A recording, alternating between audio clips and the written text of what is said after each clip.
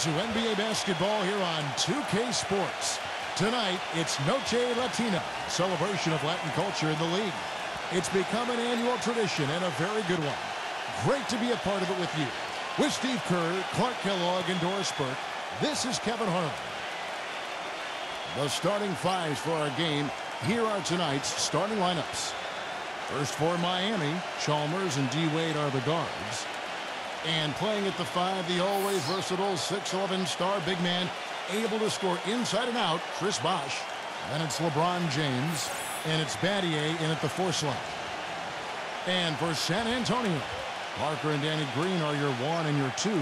And in the middle, out of Brazil, taken with the 28th pick back in 2008, the 6'11" pivot man, Thiago Splitter.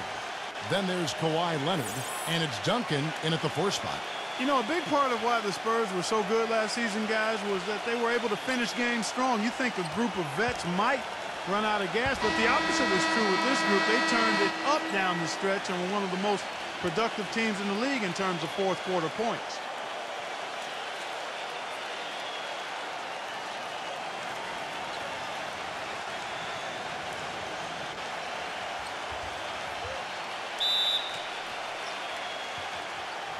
And so the tip-off, it's Miami.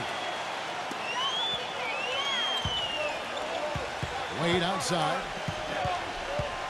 He passes it to Chalmers. Battier outside. The dish to Bosh. It's back to Battier. Here's... Throw down there, man. That's not as easy as he made it look, guys. You've got to have some skills to pull that baby off. Well, he's got plenty of those skills necessary, partner. Man. Oh, you know it. The guy can climb the ladder, can't he? Right now we're going to go to Doris Burke, who spoke with head coach Eric Spoelstra. What'd you find out, Doris? I asked him about how his team is going to change the veterans of the Spurs, and he said there really isn't a whole lot that Duncan and them haven't seen, so you can't surprise them one way or another. Really, it comes down to us being as careful with the ball as they are and being efficient in our possessions. Sounds simple enough, gentlemen. All right, Doris, thank you very much. And San Antonio has possession. 4-point game. And out of bounds as the Heat gain possession.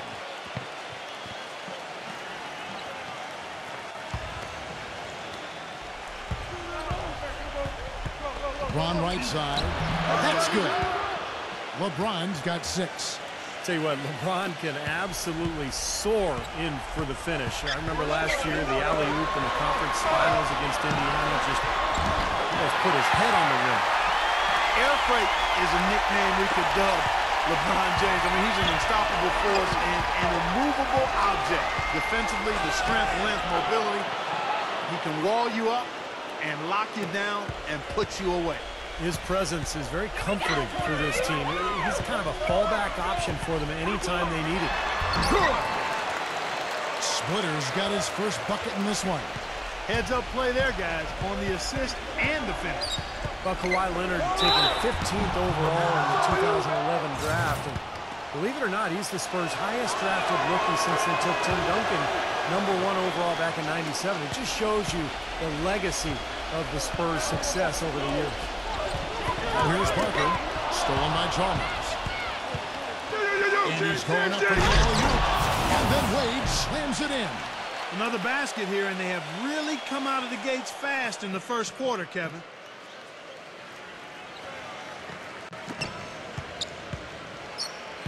Here comes Tony Parker. And going back to Kawhi Leonard, he earned minutes in Coach Popovich's rotation from the first game out.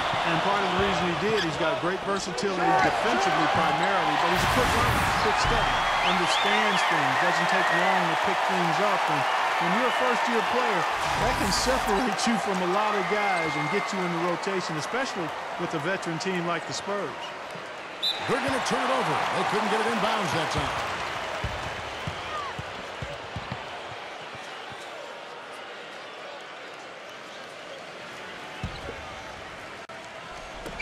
Just over 2.5 minutes played here so far in the first quarter. And Green gets it to go.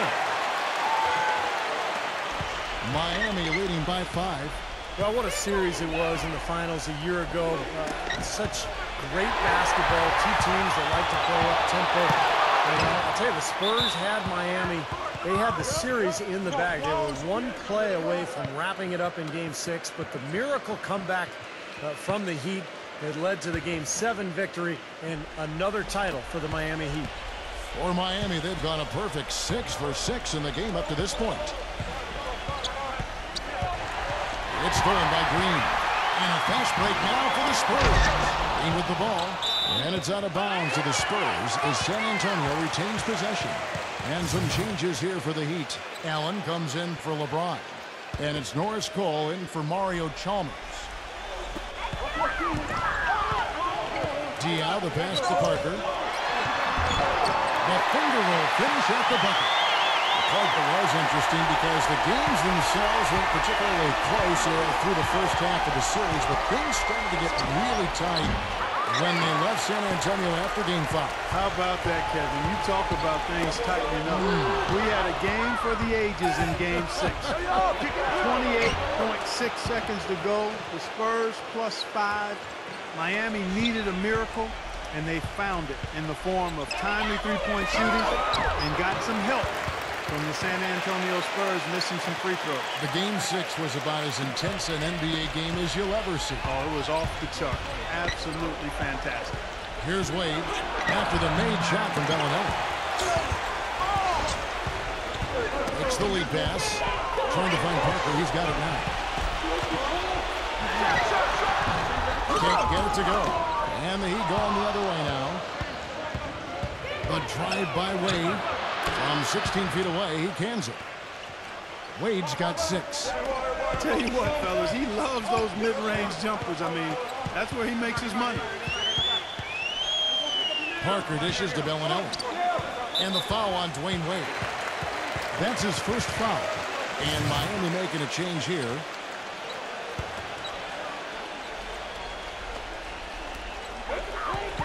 And Bellinelli kicks to Ginobili. Spurs working the ball around now.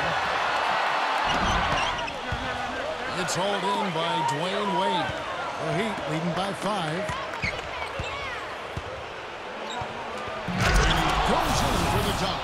Now, that was an incredible reverse throwdown right there. Tremendous body control. I'd even go as far as say, Clark, that was a punctuation dunk. Huh? I can feel that. Sending a message. Yes, sir. A message and put it on the highlight reel for later. It's stolen by Allen. The shot is off. The offense.